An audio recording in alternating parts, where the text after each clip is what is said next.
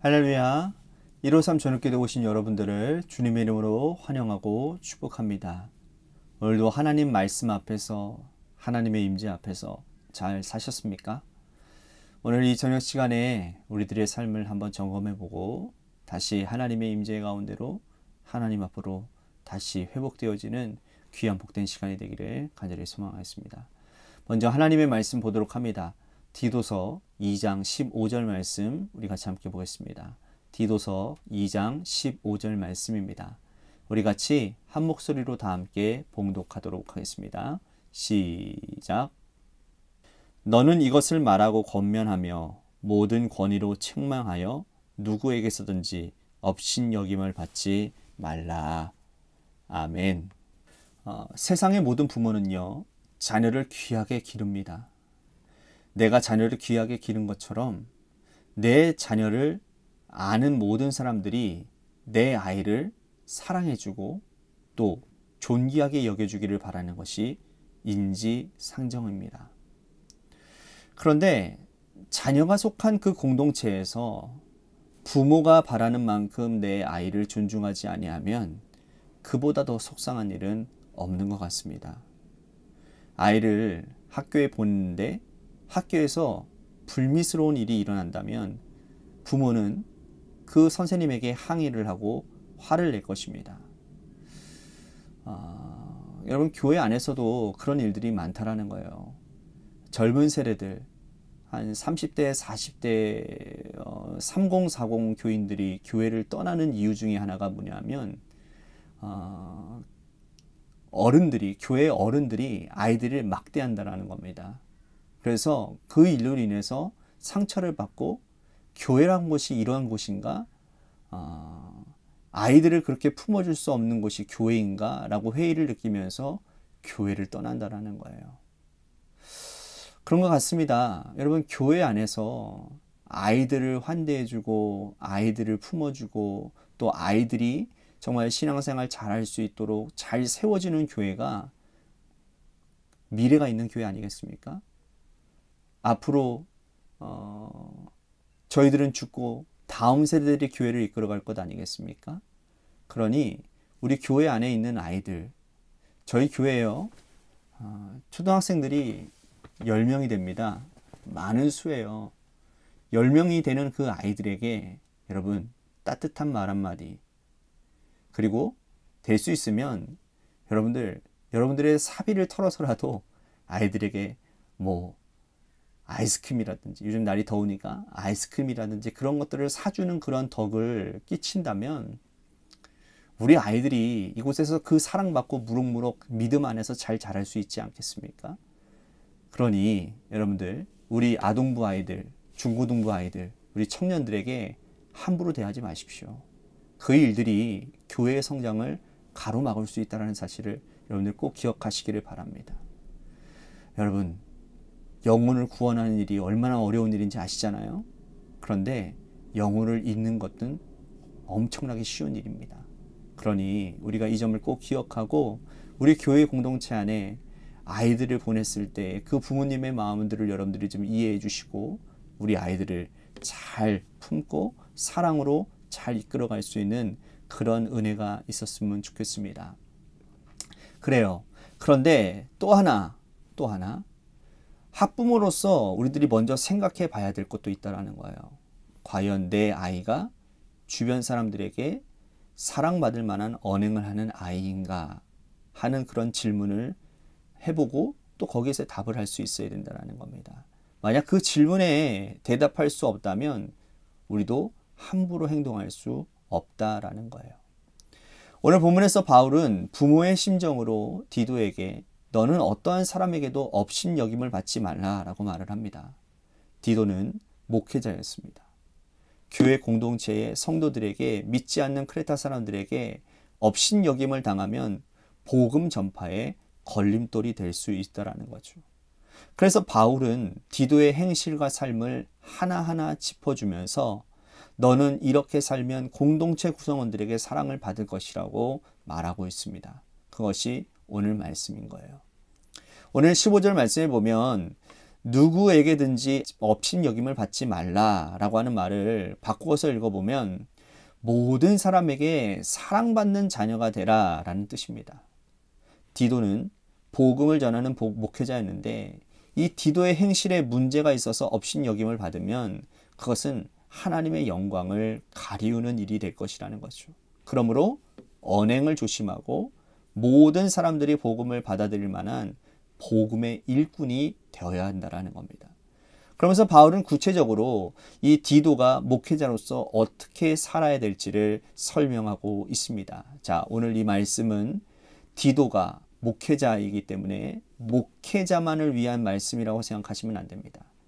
오늘 말씀드리는 것은 여기에서 이 목회자와 장로들은 뭘 말하는 겁니까? 하나님의 부르심을 입은 자들, 모든 사람들을 얘기하는 거예요. 그러니 오늘은 이것은 목회자에게만 속하는 말씀이 아니라 오늘 성도인 여러분들 한 사람 한 사람들에게도 적용되어지는 말씀이라는 사실을 꼭 기억하셨으면 좋겠습니다. 자, 목회자로서 어떻게 살아야 될지를 설명하고 있는데요. 1절 말씀을 보시기를 바랍니다.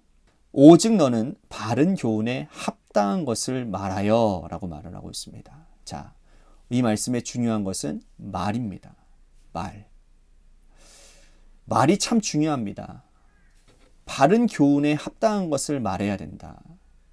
자신의 생각이나 경험, 그때그때 생각나는 말을 함부로 해서는 사람들에게는 존중받지 못하고 업신받음을 받게 될 거라는 거예요. 여러분, 그러므로 바른 교훈에 합당한 말을 하려고 권면하는 것입니다. 여기서 바른 교훈이라고 하는 것은 무엇일까요? 바른 교훈이란 옛 성현의 가르침이 아니라 당시 사회에서 성행하는 어떤 철학과 수사학이 아니라 바른 교훈은 바로 진리의 말씀, 영원토록 변하지 않는 성경을 말하고 있는 것입니다. 디도는 바른 교훈에 합당한 말, 즉 성경 말씀을 가지고 담대하게 하나님의 말씀을 전할 의무가 있었습니다. 디도가 성경 말씀만 담대하게 전한다면 업신여김을 받을 이유가 없다라는 거예요. 바울은 디도가 하나님의 말씀을 전할 대상을 설명하고 있습니다. 그것은 뭐냐면 남녀노소를 모두 언급하고 있다는 거예요. 즉 진리의 말씀인 성경 말씀은 누구에게나 동일하게 적용되어진다는 말씀이지요. 하나님의 말씀은 동서고금, 남녀노소를 막론하고 누구에게나 적용되어지는 말씀이라는 겁니다. 그러나 세상의 교훈은 이와 같지 않습니다. 어른들에게는 어른에게 합당한 말이 있고 또 젊은 사람들에게는 젊은 사람들에게 합당한 말이 따로 있습니다. 하지만 진리의 말씀인 성경은 남녀노소를 막론하고 동일하게 적용되어지는 거예요.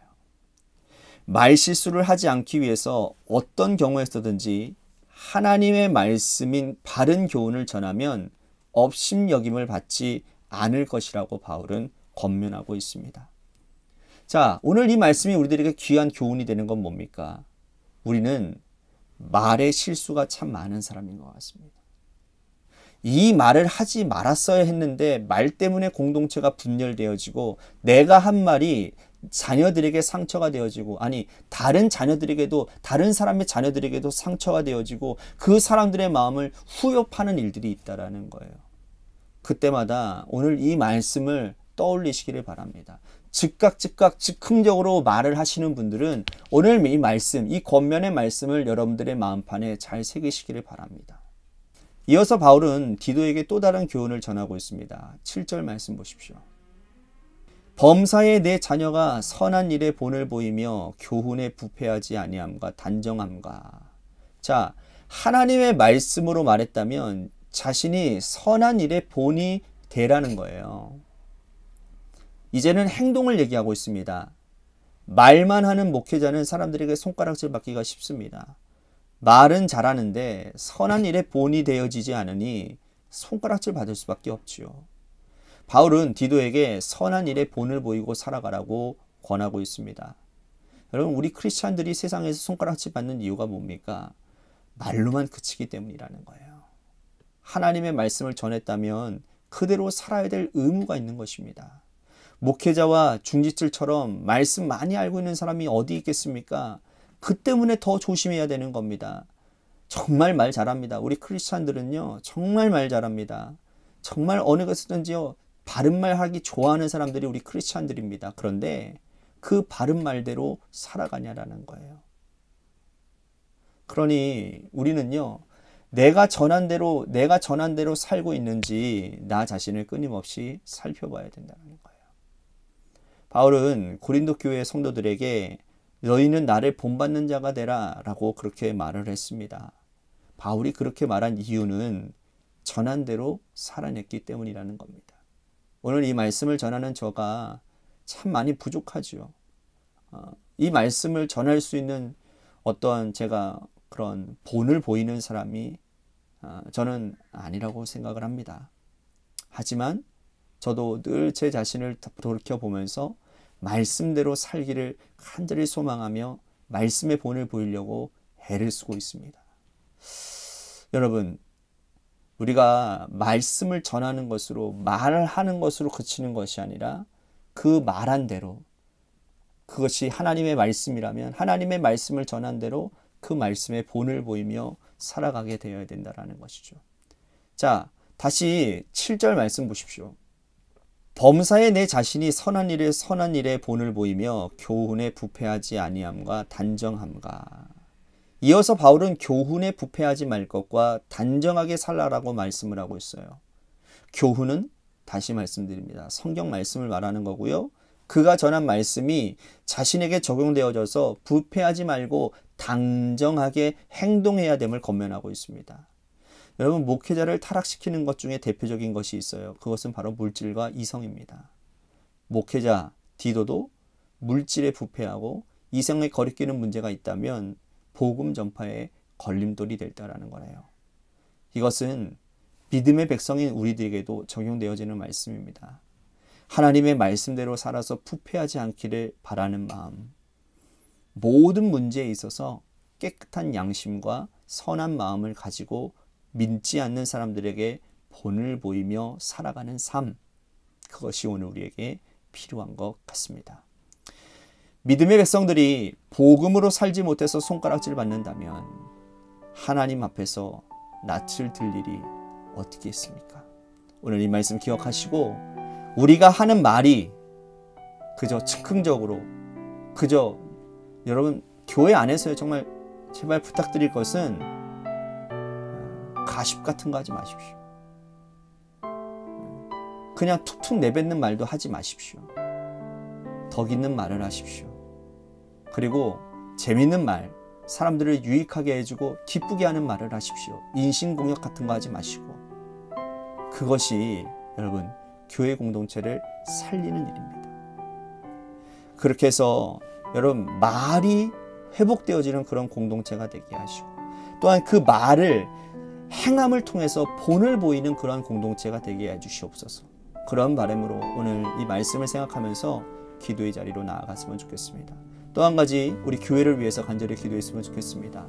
하나님을 기쁘시게 이웃을 행복하게 하는 균형이 잡힌 그런 교회가 되게 하셔서 우리 교회가 하나님이 무슨 일을 맡기셔도 잘 감당하는 주님 오시는 그날까지 사명 잘 감당하는 그런 교회가 되게 해달라고 또한 재개발 가운데 놓여져 있는 주님의 교회를 위해서도 기도해 주시기를 바랍니다.